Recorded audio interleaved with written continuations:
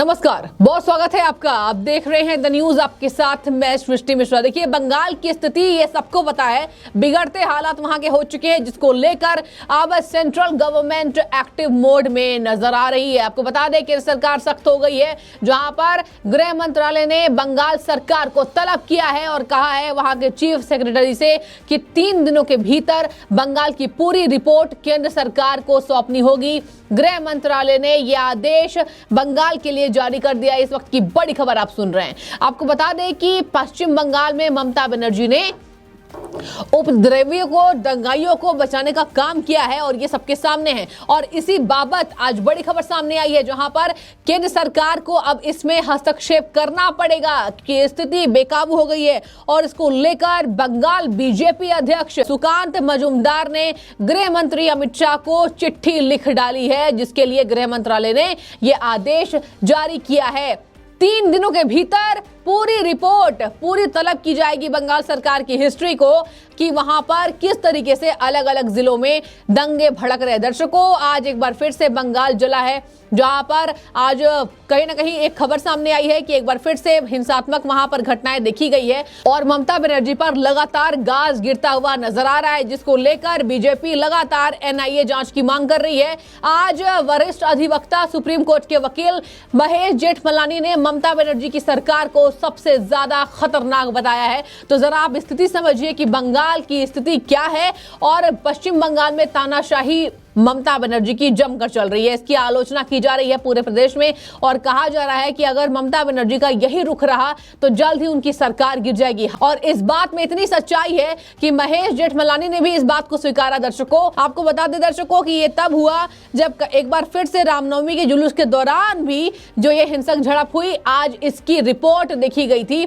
और एक बार फिर से पश्चिम बंगाल में आज ये हिंसात्मक घटना हुई, जहां पर रेलवे ट्रैक को बंद कर दिया गया और वहां पर जिले में कहीं ना कहीं सख्ती पुलिस ने की है। इसके साथ ही आपको बता दें कि अब बंगाल की स्थितियों का आकलन किया जा रहा है लगातार, जहां पर बीच झड़प के बाद गृह मंत्री अमित शाह ने बंगाल के राज्यपाल सीवी आनंद बोस और राज्य बीजेपी प्रमुख सुकांत मजूमदार से बातचीत की है और राज्य में कानून व्यवस्था की स्थिति का आकलन किया। तो दर्शकों, पूरी तरीके से बंगाल सरकार धराशायी और पोल पट्टी खुलती हुई नजर आ रही है, जहां पर शहजाद पूनावाला ने भी लिखा कि कहीं ना कहीं ममता बनर्जी खुद ही आतंकवाद, उग्रवाद, दंगाइयों को सपोर्ट करके ये साबित कर रही है कि उनकी राजनीति एक राजनीति नहीं बल्कि डर्टी पॉलिटिक्स है। डर्टी पॉलिटिक्स में इसलिए कह रही हूं क्योंकि कहीं ना कहीं बीजेपी इस बात को लेकर हमलावर है। इसके साथ ही आपको बता दें, राज्यपाल ने अमित शाह को पूरी बात की जानकारी दे दी है, जहां पर हावड़ा में भीड़ की ओर से उत्पात मचाने,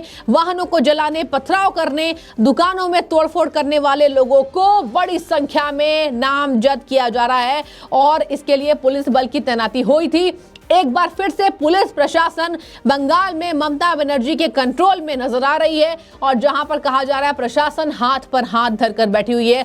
इससे परेशान होकर बीजेपी अध्यक्ष बंगाल के सुकांत मजूमदार ने गृह मंत्री से मदद मांगी कि जरा आपको रिपोर्ट तलब करनी होगी और इसके बाद ही ममता बनर्जी को चिट्ठी लिखी गई है, जहां पर चीफ सेक्रेटरी को पश्चिम बंगाल में गृह मंत्री अमित शाह ने तलब किया है और कहा कि आपको इसकी पूरी रिपोर्ट देनी होगी। शोभा यात्रा में बवाल। और देखिए, अब मैं आपको कहानी में ट्विस्ट क्या है वो समझाती हूँ।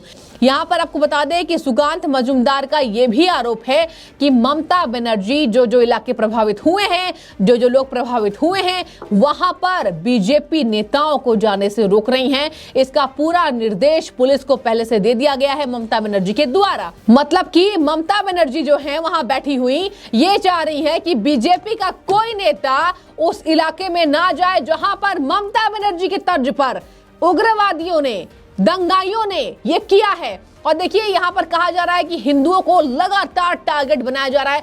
ममता बनर्जी पूरी बेनकाब, देखिए एक शर्मनाक बयान उन्होंने दिया कि अल्पसंख्यक इलाके में शोभा यात्रा क्यों निकाली जा रही है और इसका करारा जवाब बीजेपी दे रही है, जनता दे रही है। जनता ने कहा शोभा यात्रा इलाके देखकर नहीं निकलती है, ममता बनर्जी को यह समझना होगा। और अगर उनका यही अंदाज रहा तो आने वाले समय में बंगाल में राष्ट्रपति शासन की जो मांग तेज हो रही है तो राष्ट्रपति शासन लगता हुआ नजर आएगा। तो पूरी तरीके से बीजेपी नेताओं को रोका जा रहा है कि बीजेपी नेता नहीं जाए। दर्शकों, ममता बनर्जी ने बीजेपी को कहा केंद्र सुरक्षा बलों पर हमला, बोला कि कहीं ना कहीं दंगाई वही है, खुद आते हैं, दंगा भड़काते हैं। बीजेपी नेता ये राज्य में ये राज्य में शांति नहीं चाहते, लेकिन राज्य की स्थिति, अशांति का माहौल आपने इतना खराब कर दिया है कि आज आपको वरिष्ठ अधिवक्ता ने कहा कि सबसे कहीं ना कहीं खतरनाक विपक्षियों में जो दल है वो ममता बनर्जी की है। और देखिए, शहजाद पूनावाला जो बीजेपी के प्रवक्ता हैं,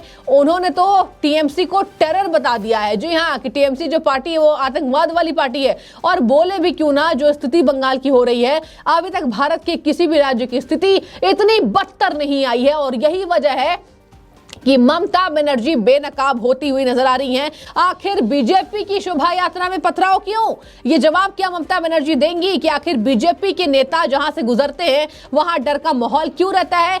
हिंदुओं की रैली जहां से गुजरती है पश्चिम बंगाल में, मतलब हिंदू सेफ नहीं है। आपके राज्य में हिंदुओं की इतनी दुर्दशा हो चुकी है कि वहां पर हिंदू कहीं ना कहीं अब बाहर जाने से भी कतराते हैं। और यही अगर स्थिति रही, अल्पसंख्यक को आप सपोर्ट करिए, लेकिन उसके वजह से अंधा होना यह गलत है। और देखिए, कहा जा रहा है कि ममता बनर्जी अल्पसंख्यकों की भी हितैषी नहीं है, सबसे बड़ी दुश्मन है। उनको कहीं ना कहीं बढ़ावा दे रही हैं, उनको गलत मार्ग पर ले जा रही है। देखिए दर्शकों, साफ है, पहले दंगाइयों ने और अल्पसंख्यक के कुछ सदस्य थे पहले इसमें चिन्हित किए गए हैं। हालांकि आपको बता दें कि केंद्र के दबाव के कारण पश्चिम बंगाल की जो पुलिस है वो थोड़ी सी एक्टिव मोड में नजर आई है। लेकिन कहा जा रहा है कि एक तरफ जिले में धारा 144 लागू है और ममता बनर्जी के कई सांसद बाहर घूमते हुए नजर आ रहे हैं, जहां पर आपको बता दें कि ट्रेन सेवाओं को निलंबित किया गया। और कहा जा रहा है कि सत्ताधारी पार्टी टीएमसी और विपक्ष बीजेपी के बीच तनातनी का माहौल है। और सुकांत मजूमदार ने पूरा बेड़ा उठाया है कि ममता बनर्जी के चेहरे को बेनकाब तो करना है। पहले तो देखिए, अमित शाह ने इसकी पूरी तैयारी की है और रिपोर्ट मांगी है। 3 दिन के भीतर ये देखना होगा कि ममता बनर्जी कौन कौन से वो सीसीटीवी फुटेज है जिसको हटवा देती हैं। क्योंकि देखिए दर्शकों, बड़ी खबर ये सामने आ रही है, कहा जा रहा है कि सबूत को मिटाया जा रहा है। उपद्रवियों को और दंगाइयों को जो चिन्हित किया गया था उसमें ममता बनर्जी के समर्थक जो हैं वो ही दंगाई थे। और यही वजह है कि ममता बनर्जी पहले क्या कर रही हैं, बीजेपी नेताओं को वहां जाने से रोक रही हैं, ताकि उन्हें स्थितियों के बारे में पता ना चल पाए कि वहां पर आखिर हिंसा पहले किसने शुरुआत की। जायज है, ममता बनर्जी के तर्ज पर यह सारा काम पश्चिम बंगाल के अंदर हो रहा है। हालांकि केंद्र सरकार पूरी तरीके से सख्त है। और देखिए, अंत में मैं जाते जाते 1-2 कमेंट्स ले लूंगी कि आखिर क्या कहा जा रहा है। देखिए, जब से गृह मंत्री अमित शाह ने बातचीत की है, सुकांत मजूमदार से स्थितियों को भापा है।